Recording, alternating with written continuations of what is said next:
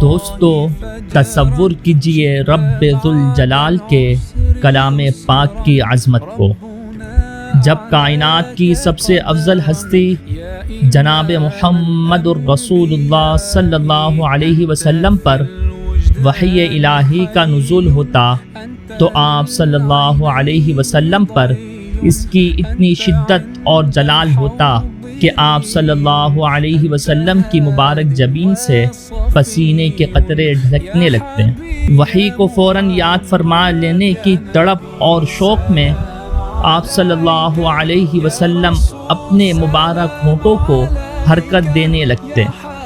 تب رب ذوالجلال نے اپنے پیارے حبیب صلی اللہ علیہ وسلم کی تسلی کے لیے قرآن پاک کی آیات نازل فرما کر ارشاد فرمایا کہ اے میرے حبیب صلی اللہ علیہ وسلم، آپ کو زحمت اٹھانے کی ضرورت نہیں، اس قرآن کو آپ کے قلب اطہر میں محفوظ کرنا ہماری ذمہ داری ہے۔ آئیے انتہائی ادب و احترام کے ساتھ صحیح بخاری شریف کی حدیث نمبر 4 کی روشنی میں اس ایمان افروز واقعہ کی تفصیلات جانتے ہیں۔ الحمدللہ رب العالمین والصلاة والسلام علی سید الانبیاء والمرسلین، اما بعد فاعوذ باللہ من الشیطان الرجیم، بسم اللہ الرحمن الرحیم۔ میرے نہایت ہی واجب الاحترام بھائیوں اور بہنوں، السلام علیکم ورحمۃ اللہ وبرکاتہ۔ آج ہم صحیح بخاری شریف کی حدیث نمبر 4 پڑھنے جا رہے ہیں، جس میں نزول قرآن کے وقت سید عالم صلی اللہ علیہ وسلم کی کیفیت، آپ صلی اللہ علیہ وسلم کا شوق قرآن اور علماء کی علمی تشریحات انتہائی ادب سے بیان کی گئی ہیں۔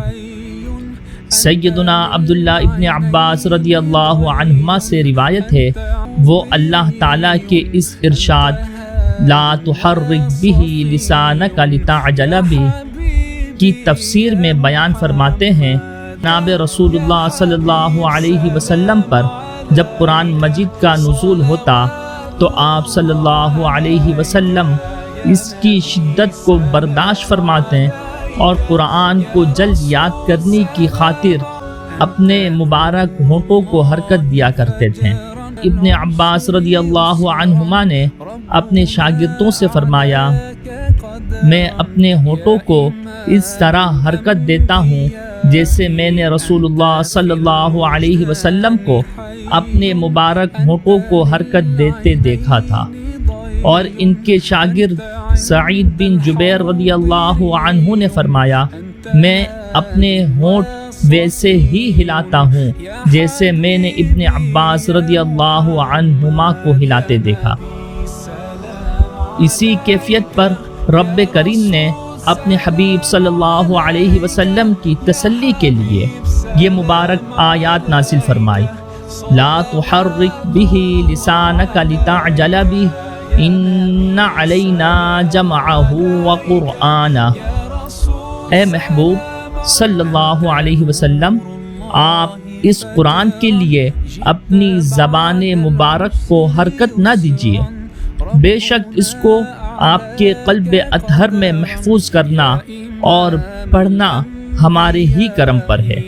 فَإِذَا قَرَأْنَاهُ فَاتَّبِعْ قُرْآنَهُ ثُمَّ إِنَّ عَلَيْنَا بَيَانَهُ۔ پھر جب ہم اسے پڑھ چکیں تو آپ اس پڑھے ہوئے کی اتباع فرمائیں، پھر اس کا صاف صاف بیان فرما دینا ہمارے ہی ذمہ ہے۔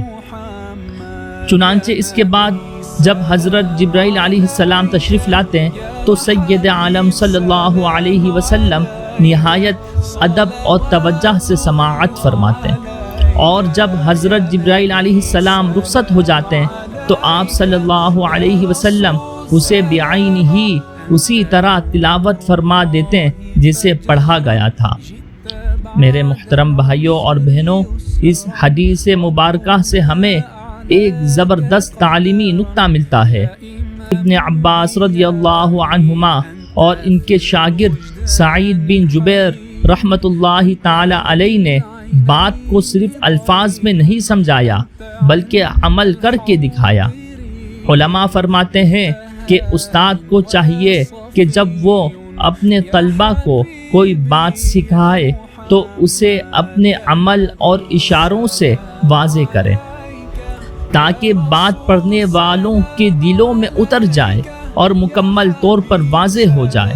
حضرت عبداللہ ابن عباس رضی اللہ عنہما کا عظیم مقام۔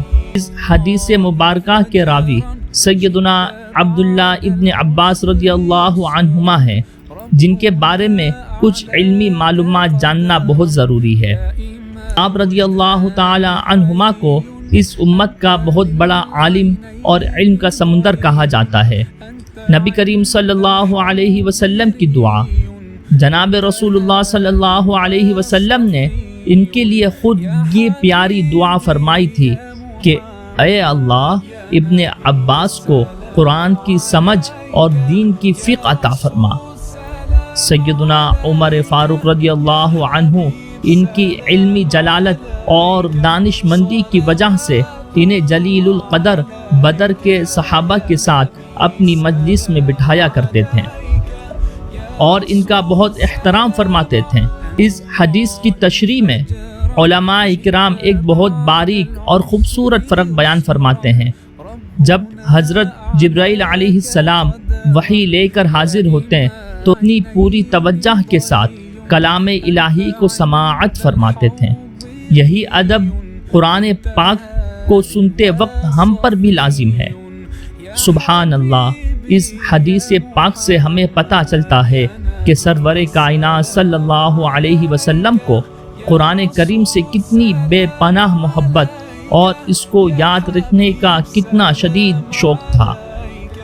اللہ تبارک و تعالی نے اپنے حبیب صلی اللہ علیہ وسلم کی کس قدر ناز برداری فرمائی اور ان کے قلب اطہر کو قرآن کا محفوظ ترین خزانچی بنا دیا۔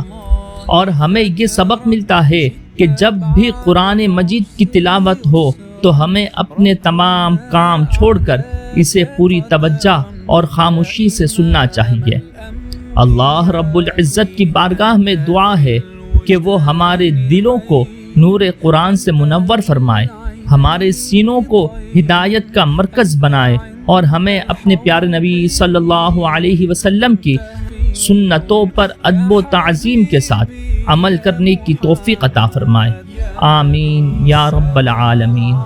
دوستو، اگر آپ کو صحیح بخاری کی اس حدیث مبارکہ کی با ادب تشریح پسند آئی ہو تو ویڈیو کو لائک اور شیئر ضرور کریں اور کمنٹ سیکشن میں آمین لکھ کر اپنی محبت کا اظہار کریں۔